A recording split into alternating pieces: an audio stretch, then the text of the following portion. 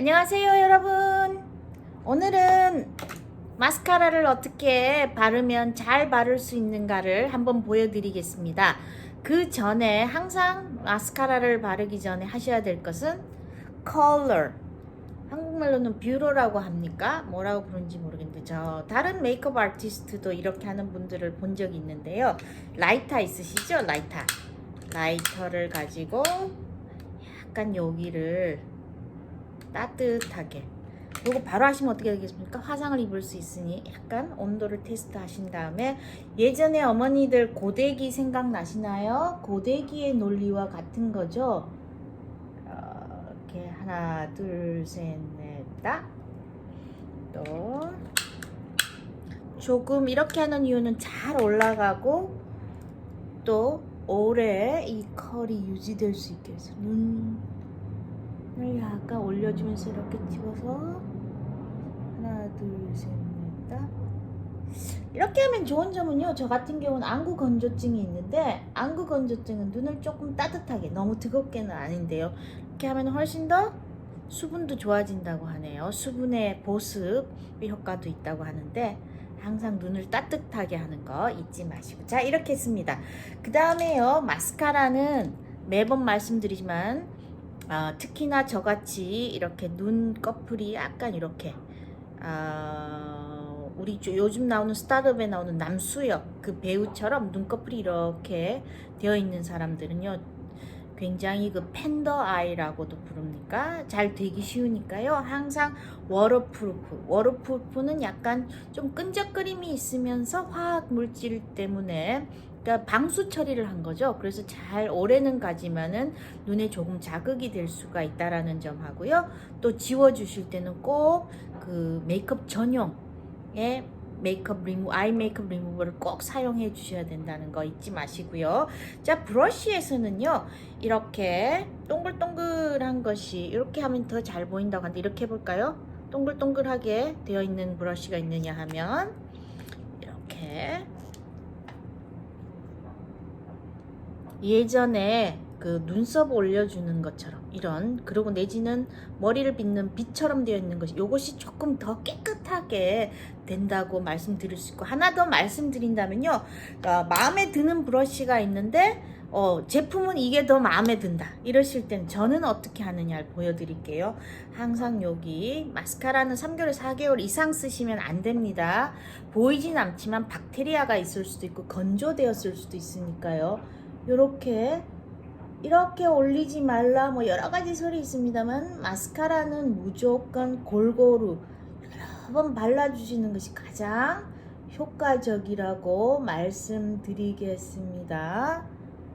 어떻습니까? 차이가 확실히 다르죠? 자, 이렇게 해주시고 여러 번 발라주시는 것이 참 좋아요. 그래서 워터프루프도 있고 워터 리지스턴트도 있다라는 거, 그리고 레귤러가 있는데 워터프루프보다는 약간 조금 젠틀하다 그러죠. 약간 성분이 피부에 조금 더 편안하게 해주는 것이 워터 리지스턴트라고 합니다. 이렇게 하시고, 밑에는 발라야 되나 말아야 되나 의견이 많습니다. 저는 매번 말씀드리지만 밑을 바르는 형이 저가 되겠습니다. 눈이 제가 작다고 생각하기 때문에 항상 눈을 크게 보이게 하기 위해서는 양 아래 위를 꼭 바르는 것이 있고요. 자, 말씀드렸다시피 어쨌든 그 어떤 마스카라든 마르는 데는 시간이 조금 더 필요합니다. 회사마다 조금씩 다른데요, 마르는 시간이요. 요런 브러쉬로 한번 더 꼼꼼하게 이렇게 빗어주시면은 마르는 효과도 있으면서 이렇게 약간 뭉친 것도 펴 발라주는 그런 효과가 있겠습니다. 그래서 마음에 드시는 브러쉬가 있으시면 버리지 마시고 활용을 꼭 해주시면 되겠습니다.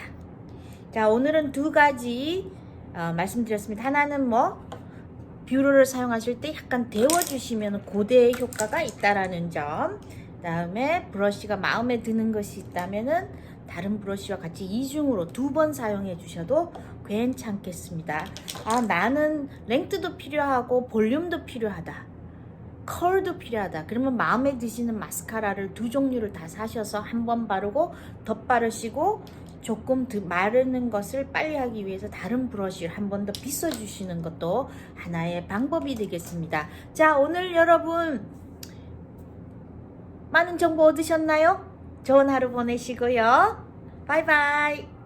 자, 화장품을 구입하시러 가실 때, 마스카라라든가 아이라이너를 구입하실 때 어떤 브랜드가 좋은가요? 라는 질문을 참 많이 받게 되는데요. 그 질문에 대답 드리기 전에 최근에 그 소셜 미디어에 올라와 있는 많은 영상들을 보면요, 3가지로 나누어집니다. 백화점에서 팔고 있는 고급 브랜드 제품이냐, 그 다음에 자체 브랜드를 하는, 예를 들면 뭐 정샘물씨라든가 이런 자기 이름을 걸고 하는 분들이 있다. 그 다음에 여기서는 드럭스토어, 일본도 그렇습니다만은 그 드럭스토어 약국에서 그런 여러 가지 제품을 다양하게 팔고 있는 쇼퍼즈 드럭마트라고 하는데, 여기서는요 그런 곳에서 파는 것이 가장 저렴한 제품인데, 한국은 아무래도 올리브라든가 이런 그 화장품 전문 매장이라고 하지요. 그것이 가장 저렴하게 판매되고 있는데요. 제가 말씀드리고 싶은 것은, 비교적 돈을 많이 내시는 만큼 그들이 사용하는 성분들이 조금 더 피부에 조금 더 안전하고 또 부드럽게 발리게 하는 효과가 있는 것은 사실입니다. 그래서 그렇지만 이 화장이라든가 여러 가지 제품을 다 사용하는 데는 돈이 엄청 듭니다. 그렇지요? 좋은 건 누가 물어오냐고. 물건을 모르면 돈을 많이 줘야 된다. 그래서 뭐 리뷰를 보신다든가 뭐 가성비를 찾게 되는데, 비교적 가격대와 브랜드 네임에 어느 정도 부합하는 것은 사실입니다. 그렇지만 매일 사용하는 제품이니까 그 차이는 엄청난 것이 아니에요. 10%나 20% 정도의 더 좋은 정도 효과가 있는 거니까, 항상 내 지갑을 보고 뭐 예산을 찾아서 조금 그 질감이나 이런 것이 조금 마음에 안 드는 거죠. 그런 것을 조금 감안하셔서 사용하시면 되겠고, 가장 중요한 것은 워터프루프냐, 워터 리지스턴스냐, 아니면 레귤러냐, 이 3가지를 꼭 한번 체크해 보시는 것이 가장 중요하다고 생각합니다. 거기서 아이라이너에서 하나 더 말씀을 드린다면, 이렇게 손에 발라보실 때 워터프루프는 비교적 이 끈적거림이 있기 때문에 좀 스무스하지 않는데, 그래서 저는 스머지 프루프 아이라이너를 많이 사용하는 편인데요.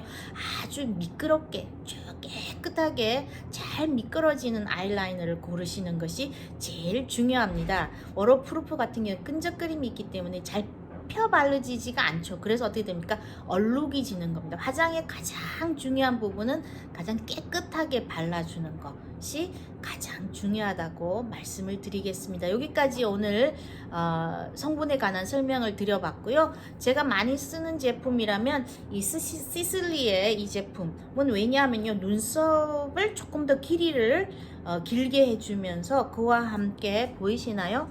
길게 해주면서 또 하나는 아주 눈에 그 영향을 주는 성분이 있다고 합니다. 그렇지만 가격이 굉장히 비싸죠.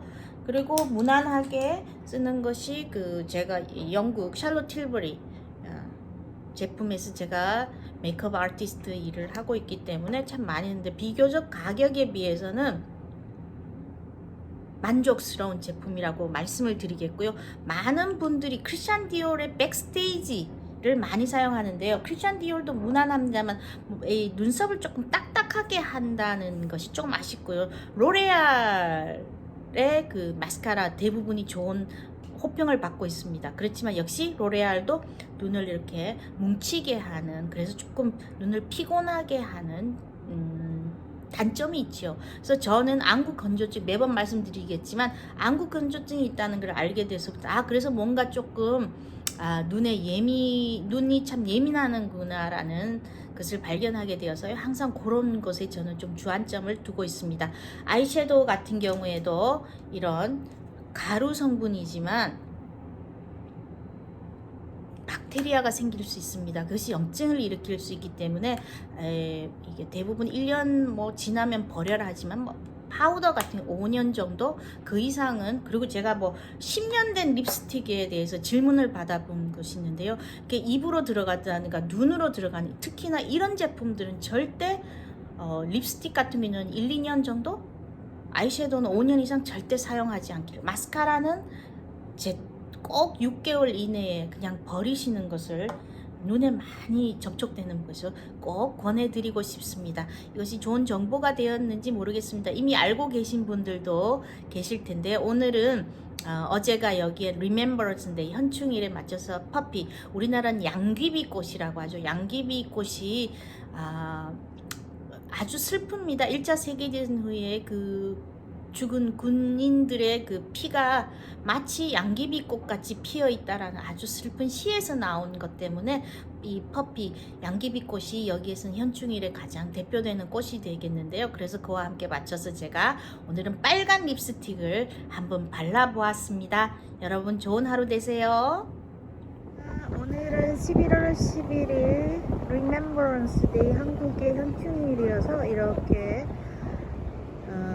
피처럼 붉게 들판에 물들었던 그날을 기리자는 의미에서 이런 꽃을 항상 가슴에 달고 이렇게 장식을 합니다. 오늘은 로즈데일이라고 하는 토론토에서 가장 부천인 곳에 램스턴 파크에 나와 있습니다. 저기 멀리에 보이는 이 집은, 여기서는 그 영구 임대주택이라고 하죠. 이런 여기의 특징이 뭐냐 하면은요, 가난한 사람과 부자가 어울려서 살아야 된다는 것이 캐나다 특히나 토론토 지역의 그 도시 계획인데요. 그래서 의무적으로 이렇게 영구 임대 전투, 저임금자를 위한 주택과 이 토론토에서 가장 부자의 동네라는 로즈데일이 연결되고 있습니다. 여기가 어린이 놀이터인데요. 얼마나 예쁜 아이들이 많은지 가을의 전경과 깜찍이들의 뛰어노는 모습이 정말 아름답네요. 아마 한국도 벌써 낙엽이 지면서 내장산이라든가 설악산이라든가 아름다운 곳이 굉장히 많을 텐데요. 선셋이 굉장히 아름답게 지고 있습니다.